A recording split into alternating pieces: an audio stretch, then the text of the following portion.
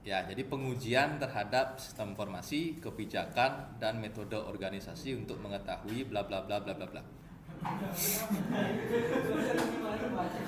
Intinya nguji. Ya, nguji sistem informasi. Contoh, wah saya pakai wifi, tidak bisa buka ini ya. Saya pakai Tetrik. Nah nih, ini kan sistem informasinya kampus kita. Nah, jadi kalau audit keamanan, ya, jadi aplikasi ini diuji, ya, untuk mengetahui kerentanan, memeriksa perlindungan, memastikan kepatuhan terhadap standar. Nanti kaitannya ke yang materi kemarin, CIA triad itu, ya, ketersediaan, confidentiality, integrity, ya, nanti kaitannya ke situ. Nah, itu namanya audit keamanan. Biar tidak boring, kita lihat gajinya. Ya, nama kerjaannya jadi bayarannya bukan lagi per bulan, bayarannya per jam. Nih, selalu ada per hour atau per year. Ya, coba Indonesia. Jadi kira-kira segitu.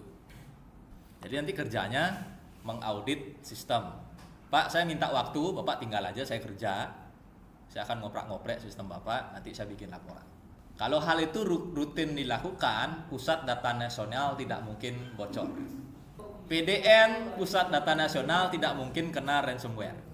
Saya ketikkan kamu berita yang waktunya bahkan belum 24 jam. 8 jam lalu, 1 hari lalu, 7 jam lalu. Jadi sekarang terjawab kenapa saya baru bikin slide. Kan beritanya baru, pembelaan, padahal malas saja. Padahal malas saja bikin slide. Ya, jadi kalau YouTube 7 jam bahkan 2 jam ya baru ketahuan nama ransomware-nya Lockbit 3.0. Nah, jadi semua baru update 3 jam lalu segala macam. Lagi hot-hotnya ya. Jadi security auditor itu kerjanya ngapain? Jadi ntar kita bahas pusat data ya, Jadi kira-kira ini yang dicek sama si security auditor. Jaringannya, orang-orangnya, organisasinya, kebijakannya, fisik komputernya, lalu tadi hardware, lalu ada softwarenya. Ya, jadi orang security auditor ngecek 5 hal ini. Ya, jaringannya, manusianya, habis itu organisasinya, physical sama software, hardware dan software. Itu yang dicek sama security auditor. Yang tadi bayarannya per jam. Ya, jadi security auditor itu datang ke kantor, nanti dia akan ngecek jaringan, ngecek orang, ngecek organisasi, ngecek physical komponen, ngecek aplikasi dan software. Kan ada istilah tuh, security audit, penetration testing, vulnerability assessment. Apa bedanya security audit, penetration testing sama vulnerability assessment? Kalau kita cek penetration testing, ada skripsinya, panggil kata kunci sakti menggunakan, nah, maka muncullah semua.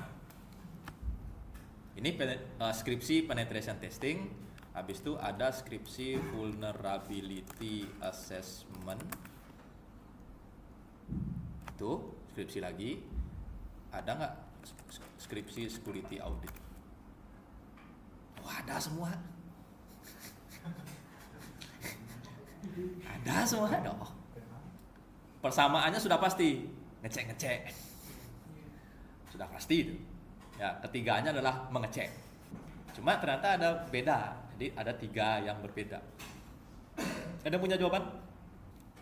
Security audit udah tahu semua ya. Jadi semuanya, benar-benar semuanya. Jadi kalau dia datang ke Instiki, dia masuk ruang server, dia ngomong sama BAK, sama front office, dia ngomong sama Pak Muku, dia ngecek fisik komputer dilihat, dia ngecek, dicoba-coba komputernya semua. 1 hari, 2 hari, berhari-hari habis.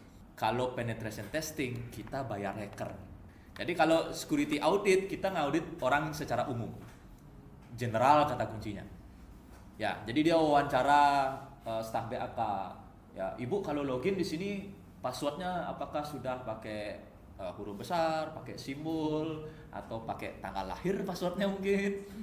Itu dia ngomong di BAK. Mahasiswa dicari, Dek login wifi, passwordnya pakai apa? Masih pakai NIM. Sama enggak dengan username? Pak Muku ditanya, Pak Muku, kalau data hilang di kampus, bagaimana penanganan Bapak? Masuk dia ke komputer, dicek apakah mungkin kabel-kabel bisa diakses secara bebas, siapa bisa masuk kelas ini, Ya, apakah ada CCTV, softwarenya dicek, ada antivirus nggak, semua general. Jadi satu gedung itu semua tercover. Pen testing kita bayar hacker, materi yang kemarin. Ya, dan ini spesifik. Kita mau pen testing website Instaki. Bisa disisipin ransomware Lockbit 3.0 nggak? Ya, siapa tahu semua data bisa di-encrypt. Lalu sistem kita down sekian jam, nggak kuliah. Tapi setelah itu sama si ethical hacker, kalau sudah pergi jauh itu ya, sudah masuk dalam, dibalikin lagi ke semula. Ya, dia dibayar untuk itu, untuk mendobrak-dobrak, lalu setelah di akhir dibalikin lagi, udah bayar. VA seperti yang dibilang sama Fajar, ngecek sistem. Nah, untuk mempermudah gambaran, ini ada pembagian toolsnya. Jadi yang namanya vulnerability assessment, website itu di-scan. Ya, kenapa jalannya lambat, di mana potensi ada penyerangan. Jadi hanya scan aja. Ya, hanya scan aja, menggunakan database yang sudah ada. Ibarat kamu kayak nyekin antivirus itu. Scan gitu ya. Dari 0 sampai 100% di-scan. Ya, network scan. Jadi ada softwarenya. Ya, kira-kira ada IP mencurigakan nggak? Ya, mobile app scan. Jadi sebelum install undangan digital itu di-scan dulu, ada kode berbahaya nggak? Yang namanya scanning. Itu vulnerability assessment. Kalau pen test, toolsnya brutal. Jadi benar-benar simulasi menghancurkan. Kalau dia pen test.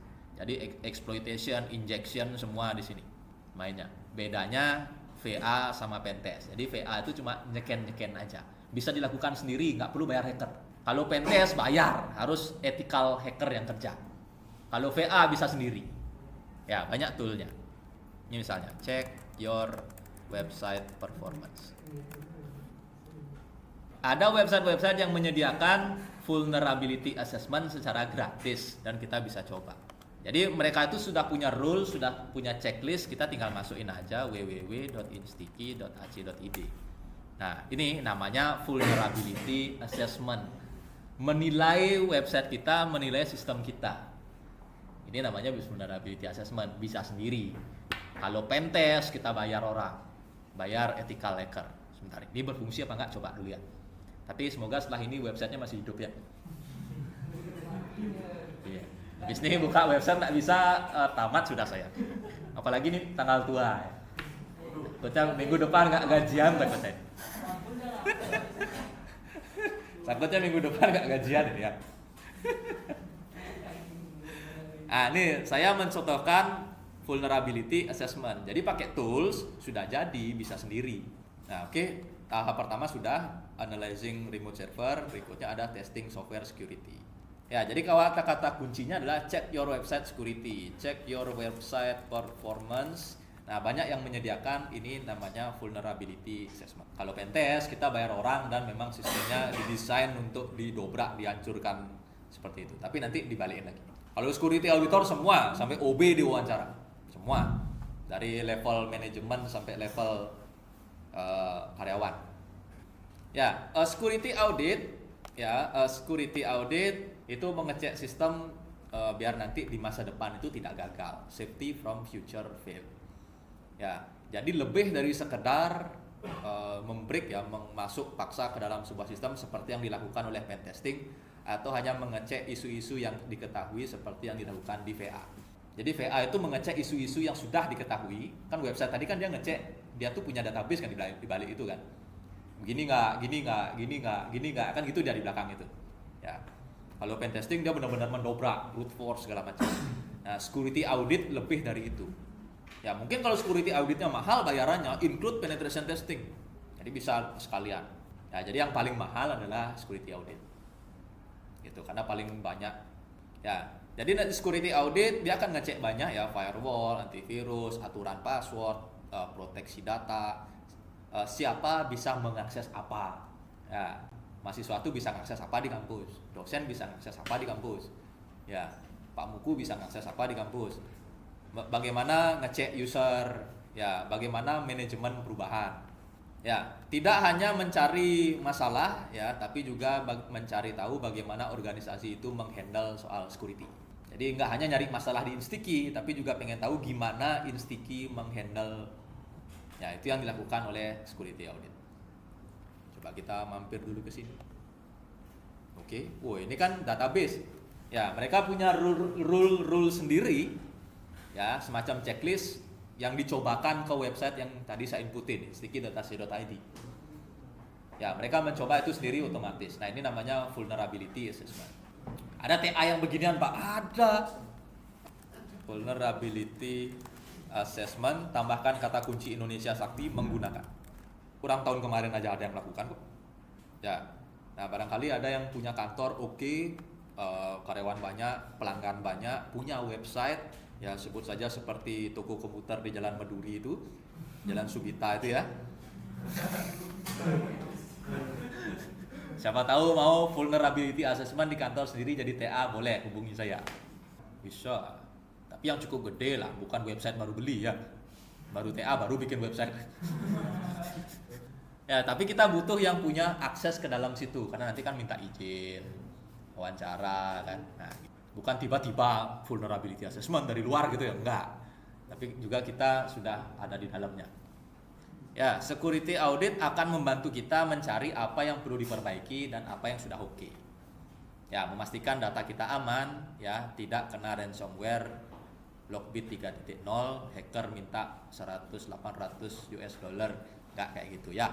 Nanti buang orang imigrasi terbang pulang nggak jadi. Tahu beritanya kan? Nggak tahu beritanya? Baru aja hitungan jam Indonesia kebobolan data lagi. Yang itu maksud saya. PDN, kata kuncinya PDN, Pusat Data Nasional. Tuh, Indonesia breach data, Indonesia kebocoran data. Menarik ya, 1 hari lalu, 23 jam lalu, 16 jam lalu. Saya kata kuncinya PDN Indonesia. Muncul semua beritanya. 7 jam, 1 hari, 23 jam. 6 menit lalu. Wah. Iya, dosen dengan materi paling up to date. Kuliah malas nggak slide-nya. Ya, jadi saya punya slide khusus untuk itu biar enggak lompat. Oh benar, ternyata habis ini. Hari ini tanggal berapa? 25 kan? Tuh, screenshot saya tanggal 24. Ya. Indonesia National Data Center encrypt with Lockbit ransomware variant. Ada yang pernah menangani atau kena ransomware? Menangani kliennya orang lain itu enggak ada. Jadi, saya kasih gambaran, ketik aja ransomware. Jadi nanti laptopmu, komputermu akan ada beginian, warna merah. Nah, oke. Lalu nanti di komputermu semua filenya jadi begini. Komputer yang kena ransomware, filenya terencrypt ya, jadi seperti itu. Terencrypt, bukan diganti ekstensinya aja. Encrypt itu dikunci. Jadi filenya diubah, ya di-encrypt dengan algoritma segala macam, ekstensinya diubah, nama filenya berubah. Jadinya kayak begitu. Nah, ini namanya ransomware. Ini tidak terdetek antivirus karena bukan virus. Jadi filenya diubah, beres gitu aja. Kalau virus itu kan dia ada makhluknya, exe.apa gitu ya, muncul pop up segala macam kan gitu.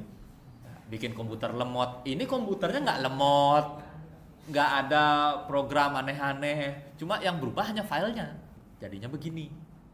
Nah, itu ransomware. Pusat Data Nasional Indonesia kena yang begini. Bisa dibayangin ya? Bisa dibayangin? Kenanya begini. Beritanya lagi anget-angetnya.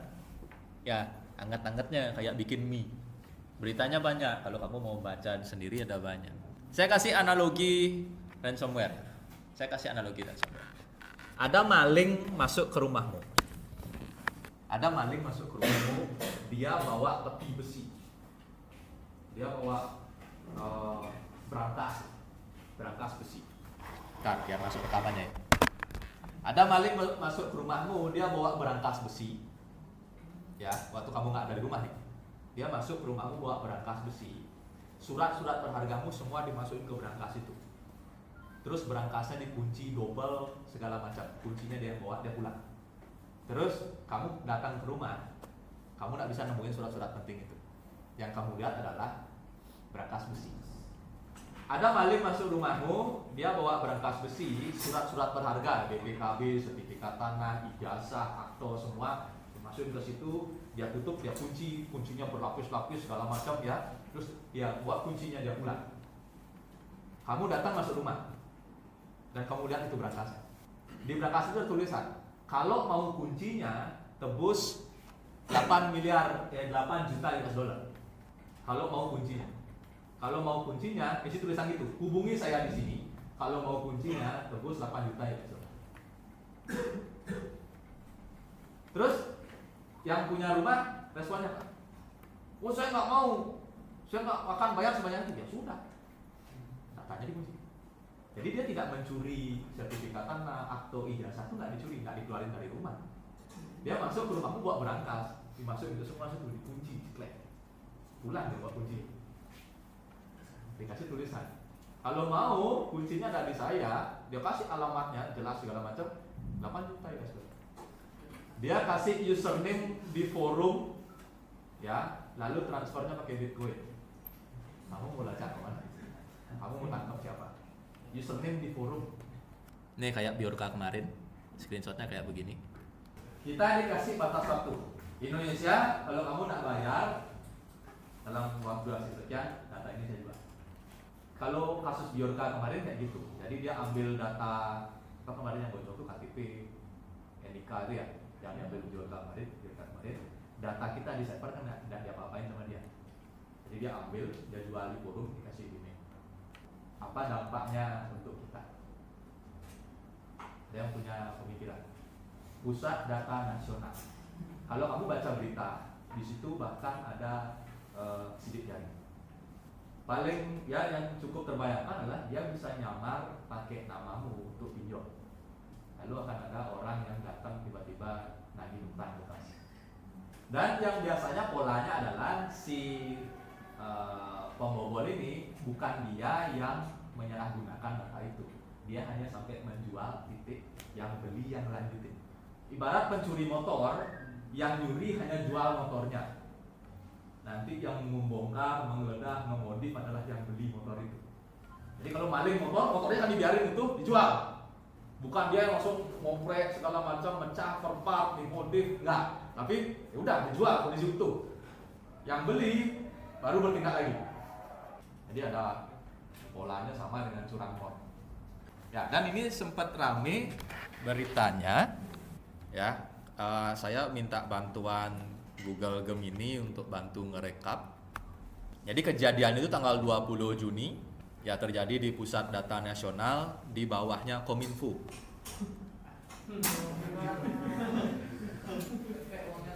Ada beritanya, jadi saya bantu minta Gemini untuk summary aja, jadi untuk merekap.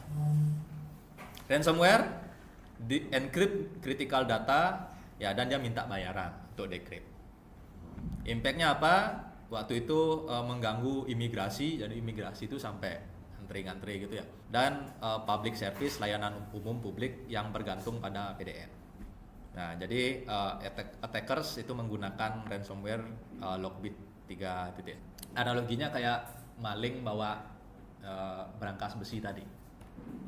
Gitu memahami ransomware. Jadi datamu nggak dirusak, nggak dicuri, dia masih ada di situ. Jadi ini sebenarnya gambar, dokumen, foto, video, ya itu gitu. Ya, di encrypt, diubah filenya sehingga kamu nggak bisa balikin dia lagi. Kalau mau, saya punya kuncinya 8 juta US dollar. Jadi datanya dimasukkan keranjang besi, dikunci, diikat segala macam, dia pulang ke rumah, ninggalin jejak. Saya username ini di forum ini, bayar sekian kalau mau di-unlock. Ya, kamu mau nyari pembuka kunci manapun nggak punya. Ya, mau bayar siapapun untuk unlock ini nggak punya. Karena dia bikin sendiri cara untuk kuncinya. Ya banyak, jadi nggak hanya server aja, sebelumnya beberapa komputer, laptop pasti ada yang pernah menghandle ini, pelanggannya tiba-tiba kena begini gitu ya, pasti ada. Nah jadi nggak hanya server aja, perangkat-perangkat personal pun bisa kena ini. Biasanya datangnya dari spam, aplikasi bacakan, yang gitu-gitu ya. Banyak iklan, klik, download exe, yang gitu-gitu tuh. Di situ bisa dia nyelipin. Ini dampaknya terganggunya layanan, ya. Lemahnya kita juga adalah kaitannya dengan mata kuliah ini. Indonesia mungkin ya, saya kurang tahu ya, tidak terlihat ya karena lamanya penanganan, terus kayaknya tidak menemukan titik terang, tidak ada solusi. Ya, tidak punya rencana DR yang kuat, tidak punya rencana disaster recovery yang kuat. Ya, kalau server kita down, kita ngapain? Yang sering saya sampaikan di awal mata kuliah. Hal sepele deh, mati listrik kita ngapain? Harus dibuatkan prosedur yang jelas, karena nggak sendiri, apalagi levelnya negara. Level kantormu aja harus diomongin sama banyak orang kan, sama karyawannya, sama bosnya, sama investor segala macam kan. Itu kan baru level kantormu, apalagi ini level negara. Nah, kayak gini-gini. Jadi seandainya terjadi kejadian seperti ini, tinggal eksekusi aja plan disaster recovery-nya yang sudah disepakati. Ya, salah satu plan yang masuk akal adalah punya backup. Seandainya data kita dicuri, seandainya backup-nya bagus, Indonesia punya backup yang bagus, kita tinggal restore, ganti segala macam, password semua ganti, minta satu negara Indonesia semua ganti PIN, ganti password segala macam. Lalu audit lagi. Jadi kita bodo amat sudah dengan data yang sudah dijual itu. Kalau kita punya backup yang sangat oke. Ya, jadi pembersihan, terus restore datanya, sounding satu negara. Semua ganti PIN ATM, PIN sosial media, segala macam ganti. Terus mungkin selama beberapa bulan ke depan KTP tidak lagi jadi kartu identitas yang valid untuk digunakan. Harus gitu. Ya, jadi semua belanja online, apapun, daftar, register, apapun semua nggak pakai KTP dulu. Atau KTP dengan orangnya wajib hadir. Itu serempak Sabang sampai Merauke. Ya, jadi register apapun, bank, BPJS, segala macam, kuliah yang menyertakan KTP, orang yang bersangkutan sesuai dengan KTP itu harus sounding. PIN utamanya PIN ATM ganti satu negara. Ya, emang negara bisa sounding seperti itu Pak? Jelas bisa. Orang ngucapin galungan aja bisa di broadcast kan? Ngucapin apa tuh libur lebaran di SMS itu kan bisa. Ya kan? Bahkan banyakan tanda kutip tidak pentingnya kan? Yang di broadcast itu kan? Nah, kan kita punya teknologinya. Kalau versi saya begitu. Ya, karena kita kan halayak rame. Ya, jadi utamakan restore backup dulu, lalu cleaning semua. Data apa yang bocor itu tidak valid dulu beberapa waktu. KTP bocor ya sudah Sabang sampai Merauke 3 bulan ke depan nggak pakai KTP. Datang langsung orangnya. Ya KTP dibawa tapi datang langsung, meminimalisir terjadinya penyalahgunaan KTP. Ya mau buka ATM, buka rekening nggak bisa online, harus offline Pak. 3 bulan ini Indonesia darurat. Sekarang kan banyak bank-bank yang menawarkan kamu bisa buka ATM baru dari rumah aja kan. Hadap kanan, hadap kiri, atas, bawah, kedip. Ada yang pernah kayak gitu? Pasti ada. Nah, sudah kan? Oh. Tuh. Yang gitu-gitu off dulu lah. 3 bulan, 6 bulan sampai negara itu memastikan server kita tuh clean dan sudah secure, sudah diaudit. Kalau perlu datangkan auditor dari luar negeri. Ngomong kayak gini, minggu depan digaji nggak ya?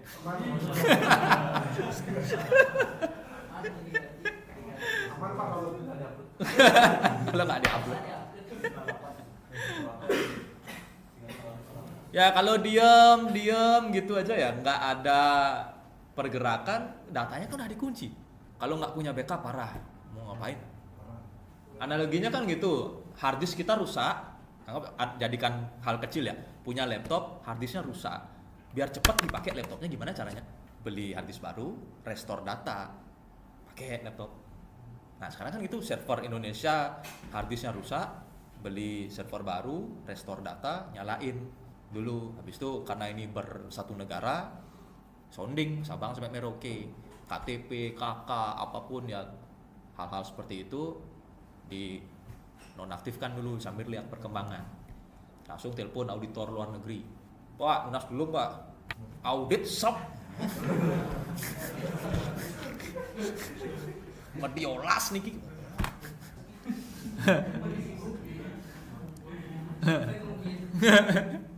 Kalau kita punya backup. Kalau nggak punya backup, wah ya sudah. Kalau kita tidak menginfokan orang-orang satu negara, buktinya nih, kamu orang IT aja belum semuanya update informasi. Apalagi yang non IT. Bukan saya meremehkan ya. Apalagi yang tidak selalu melek informasi teknologi gadget seperti kita ini.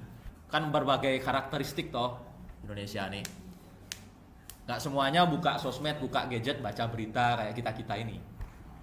Jadi kalau tidak diketok palu gitu ya, ya sudah. Ada yang tidak tahu beritanya gitu ya. Tiba-tiba didatangin penagih pinjol. Tiba-tiba orang mau pinjam duit, tiba-tiba kok BI checkingnya punya utang.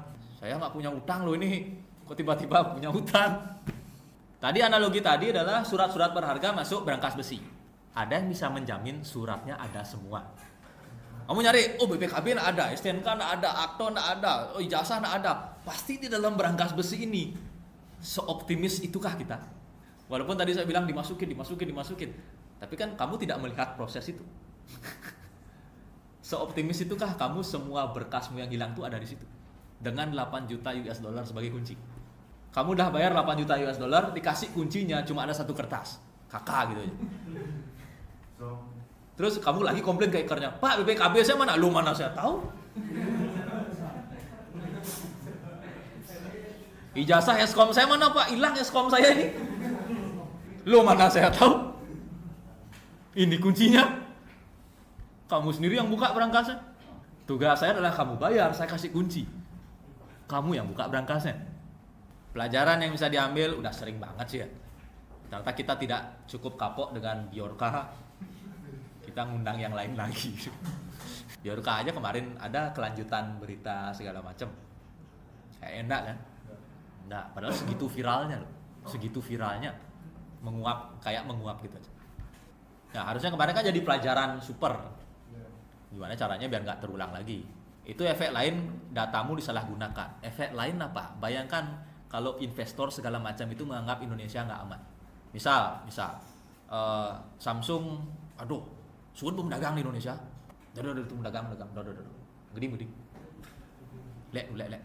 Terus Oppo, Vivo, Xiaomi gitu misalnya. Ya, brand China.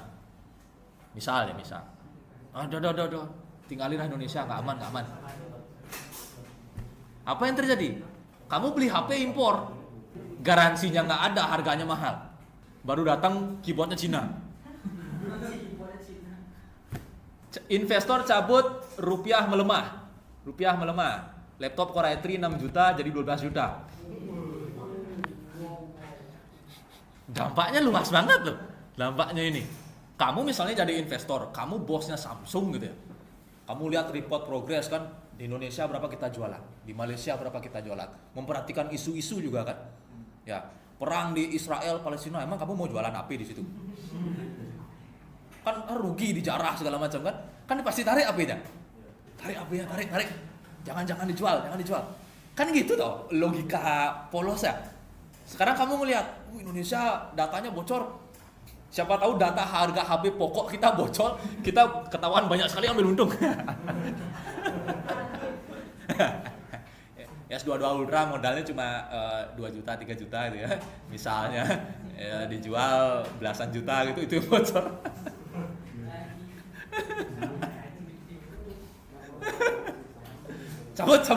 Cabut Indonesia blacklist. Ya, matanglah kita. Itu dampak dah paling ekstrim. Ya, bayangkan Yamaha, Honda cabut, kamu naik kuda, kamu ke kampus. Kita negara punya produksi apa mandiri? Nggak ada. Ya, gadget apa yang kita produksi sendiri? Nggak ada. Semua bergantung sama brand-brand besar itu kan. Mereka kan tentu berani invest ke negara kita karena pasarnya menjanjikan, karena banyak yang beli, lancar penjualan kan gitu. Dar perang di Indonesia, kan pulang mereka. Ya, janganlah jual Villano-nya tuh, kasihan nanti kena tembak nanti. Oh, masuk Villano. Kuliah apa, ngomongin apa? Kayak yang kemarin tuh loh, Apple open store di mana kemarin tuh?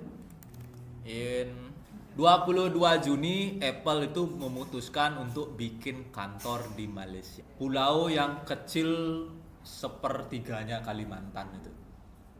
Mungkin kalau ditarik gedenya kayak Jawa atau Sumatera atau Sulawesi, salah satu pulau besar kita, si Malaysia itu kan. di atasnya Kalimantan itu kan. Apple memutuskan buka store di Malaysia. Dampaknya apa? Dampaknya beli produk Apple tentu akan jadi lebih, di kita kenapa jadi lebih mahal? Yang main kan pihak ketiga, si iBox, si ini. Ya sekarang bayangin Apple-nya yang jualan langsung. Ya klaim garansi lebih cepat. Nah itu contohnya. Ya di Kuala Lumpur. Jadi sudah ada 22 jenis. Menurut immuniweb.com, website kampus kita itu, ini harus dipelajari dulu sih ya kalau mau ya. Nah, mungkin yang rekapnya aja langsung ya, final score A. Tapi nggak A banget, masih ada minnya. Ada reportnya ya kalau mau download. Woi, minta login sama register. Ya, kamu boleh pakai website saya untuk ngetes, tapi kalau mau lihat hasilnya bayar. Ya, kuliahnya gratis, wisudanya bayar. Ya, kalau saya ntar bikin kampus, saya bikin kuliah gratis. Tapi kalau mau gelar sarjana, bayar.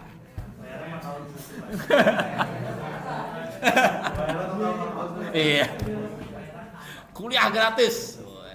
Tulisannya kecil gitu ya. Wisuda bayar. Terakhir, materi berikutnya saya akan tunjukkan sama kamu 2 website yang unik ya. 2 website yang unik dan kebetulan saya belum pernah coba ini, jadi ini akan live. Pertama, helium.sh.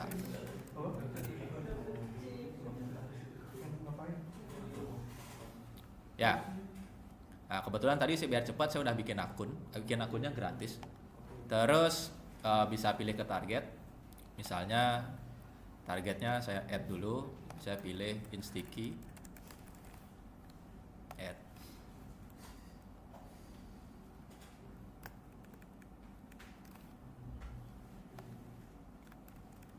Nah, dia akan ngecek dulu. Nah, di helium.sh ini kita bisa, sudah dikasih tool seperti ini. Screenshot tadi di slide saya datangnya dari sini. Jadi kita mau vulnerability assessment atau melakukan pen testing. Udah dikasih pilihannya.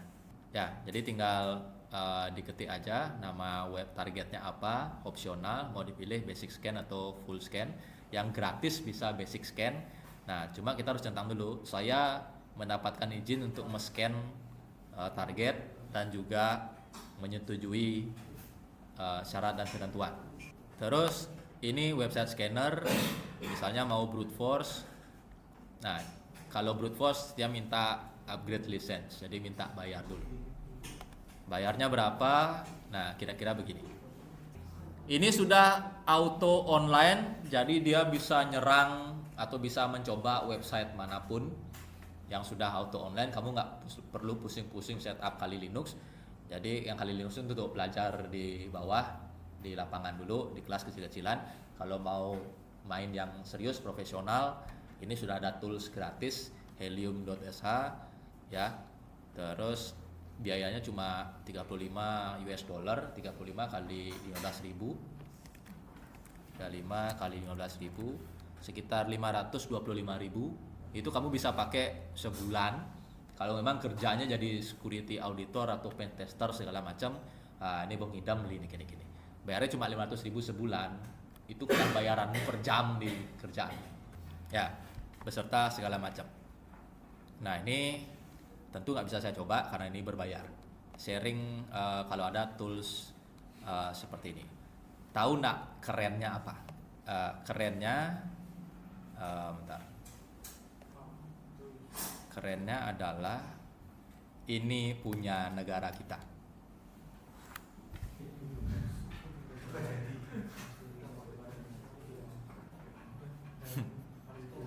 Saya nak share tools dari Amerika apa. Ini punya negara kita. Negara yang kebobolan datanya. Ya. Kita punya anak bangsa yang jualan jasa ini bahkan sudah pakai bahasa Inggris dan internasional. Kita punya anak bangsa seperti ini. Ya. di Bandung, Jawa Barat. Keren banget kan? Keren banget kan? Tadi tuh kita panggil auditor internasional tuh saya sarkas sebenarnya. Kita punya anak bangsa yang jualan global internasional, ya, dengan tool selengkap ini dengan biaya 500.000, murah banget.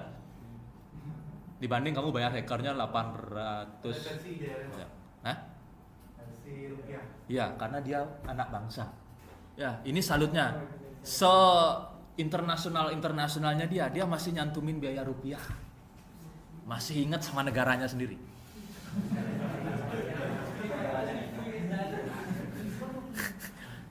Ada loh, namanya helium.sh, teman-teman bisa buka. Dia udah kelihatan Inggris banget kan? Inggris banget kan? Ya, tapi kalau ketik about us atau contact us mungkin munculnya Bandung dengan jam kerja khas Indonesia, Senin sampai Jumat, ya, 1 minggu main Dota. Nah, terus dia jualan beginian di negara yang kebobolan datanya. Ya, kita bahkan dikasih milih. Kamu bayar 500.000 sebulan, toolsnya sudah online, kamu tinggal inputin websitenya aja, dia yang melakukan ini. Kalau kamu pakai kerja di bidang ini, 500.000 itu bayaranmu per jam. Kalau sudah punya nama serius di bidang ini, dia udah nyiapin sebulan. Tinggal kamu ikut sertifikasi, cari sertifikatnya, bekali diri, saya ini security auditor. Ya, patok bayaran dulu yang agak menengah ke bawah, kamu bayar tools ini sebagai modal investasi. Ya sudah, jalan-jalan ke perusahaan kan. Yang ini jangan di-share. Yang ini anggap aja, oh saya punya skill untuk ngecek website Bapak. Yang ini jangan dibilang rahasia dapur. Ya kan? Kamu cari dulu sertifikasinya. Biar punya license, biar dipercaya itu kan ya. Kamu kan punya sertifikasi. Saya ini security auditor, pen tester. Ini sertifikat. Berani kamu jalan-jalan ke perusahaan. Taruh biaya yang mungkin ya level pemula, cari pengalaman dulu. Ya, yang ini jangan dilihatin. Skill Bapak apa? Saya bisa website scanner, network scanner, ya, mobile app scanner. Saya bisa brute force. Apakah kamu diragukan? Sertifikat. Ya, biaya nggak apa-apa, yang menengah ke bawah dulu kan, bareng mulu. Sambil bangun portofolio. Pak, saya punya sistem. Ya, ini katanya bisa dibobol orang asal masuk. Oh ya, itu perlu dicoba pakai brute force. Bayarnya berapa Pak? Kira? Ya, karena saya baru mulai, ya cukup 500.000 saja. Tutup modal dulu. Ya, pakai sekali CS. Ya, pura-pura ngetik itu, layarnya gelap. Ngapain Pak? Brute force. Padahal nunggu loading. Atau gini, fast fingers.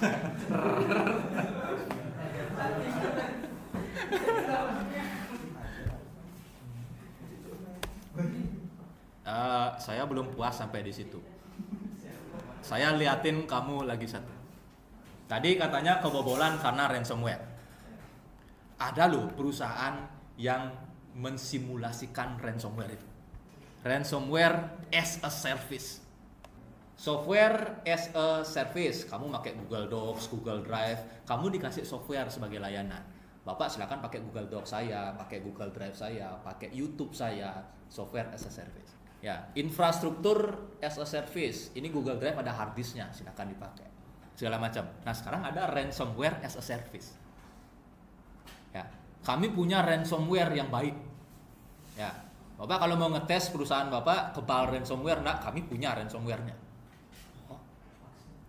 Namanya ransomware as a service. Request demo. Dia akan minta gini saya. Nanti dikirimin. Nah, kebetulan saya hanya punya Instacky, terus kayak nggak bisa dicoba. Mungkin nanti kamu bisa nyoba. Schedule a demo. Dia akan menghubungi kamu, kalau nggak salah ya, dia akan menghubungi kamu untuk teknis bagaimana nanti ransomware itu dijalankan di kantormu. Yang jelas adalah ini kayak ethical hacker, dia bisa balikin lagi ke semula. Tapi kamu bayar dia untuk layanan ini. Ransomware as a service. Tahu yang keren apa? Ada yang bisa tebak?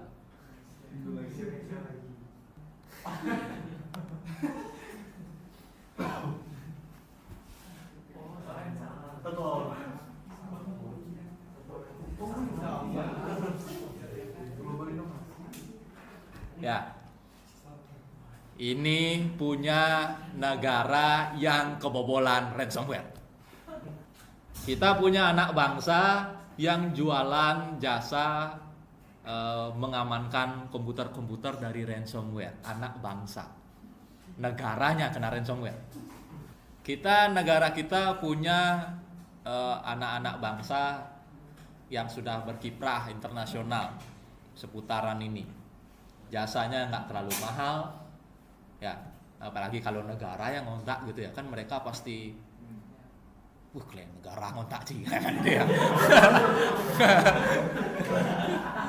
Kan itu kesempatan menaikkan reputasi mereka. Ya pastilah harganya berbeda kan. Itu loh, kalian, gitu ya. Negara ngontak. Ya saya nggak tahu di kantor ini apa yang terjadi setelah berita kemarin, kayak pizza party itu kayaknya. Terus dia ngomongnya di Malibu sayurin. Nah bagi yang mau nge-save nanti siapa tahu bisa diaplikasikan di masyarakat di dunia kerja. Nah ini namanya Run Simulator, yang tadi namanya Helium.sh. Helium ini tools komplit, ada vulnerability assessment sama pentest. Kamu bisa pakai 500.000 sebulan, itu nggak mahal kalau kamu memang udah mau fokus terjun di bidang ini. Biar nggak bisnisnya install ulang laptop gitu aja terus ya. Ganti LCD, ganti keyboard. Ya, nanti saingan saya nambah banyak nanti. Jadi kamu mainan ini aja. Duitnya lebih kencang.